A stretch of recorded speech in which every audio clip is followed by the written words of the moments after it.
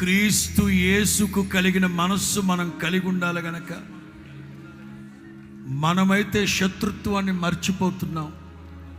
సమాధానాన్ని కోరుకుని అందరితో సమాధానం కలిగి ఉంటున్నాం. కానీ శత్రువు మాత్రం దశాబ్దాల పాటు గుండెల్లో ఆ క్రోధాన్ని, దశాబ్దాల పాటు ఈ చేదుని గుండెల్లో పెట్టుకొని మనం కాస్త దీవించబడ్డాం, మనం కాస్త ఆశీర్వదించబడ్డాం అని తెలియగానే దండెత్తొచ్చేస్తున్నాడు. ఎలాగైనా మనల్ని నాశనం చేయాలని కంకణం కట్టుకున్నాడు. దశాబ్దాల పాటు కీడుని, చేటుని గర్భం ధరిస్తున్నారు వాడు. దేవుడు ఏం చెప్పారు తెలుసా? నిస్సందేహముగా నీవు వారిని తరుముతావు, జల ప్రవాహములు కొట్టుకొని పోవునట్లుగా యెహోవా నా